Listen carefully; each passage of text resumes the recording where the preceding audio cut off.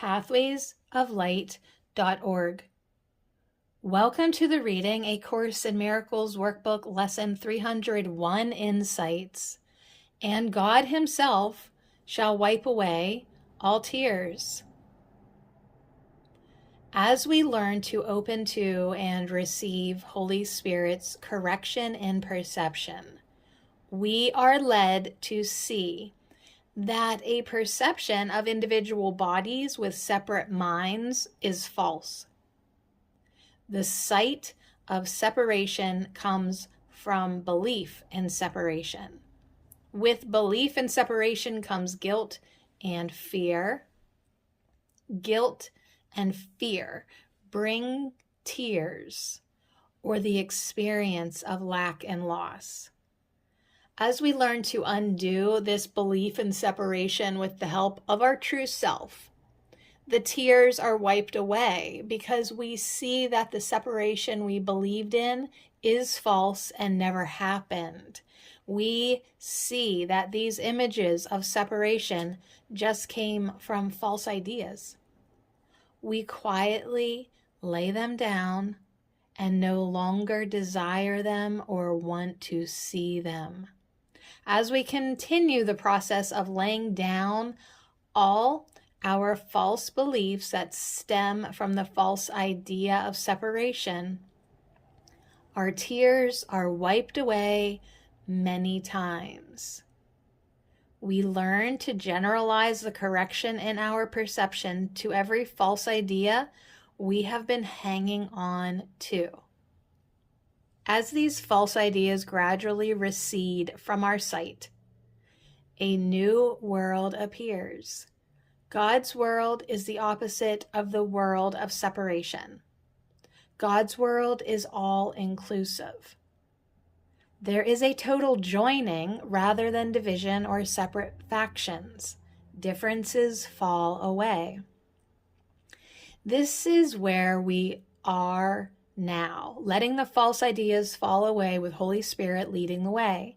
As we continue to be led to God's world, we dream a new dream, one that leads to the end of all dreams. Today, I would practice being mindful of whose hand I am holding, the ego's or the Holy Spirit's. Am I seeing through the eyes of separation or seeing through the eyes of the Holy Spirit, who always brings me to perceiving oneness? If I am holding the ego's hand, I will focus on differences, conflict, and lack.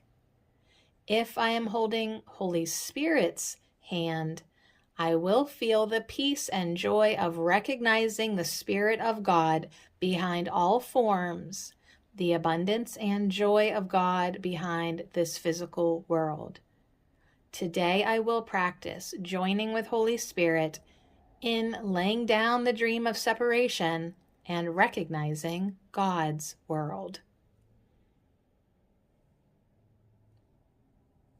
It is important not to confuse God's world with the world we are used to seeing with the body's eyes.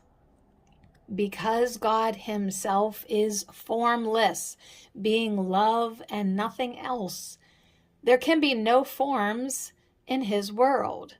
God's world is heaven, where all is joined in one eternal love. As long as we judge, we cannot know this world, for judgment requires division and separation. We experience the world of form because we have rejected or judged against God's oneness. Having rejected our source, which means we have rejected love, sadness and depression are inevitable. It is impossible to be happy when we believe we are cut off from love. It is not God who has cut us off.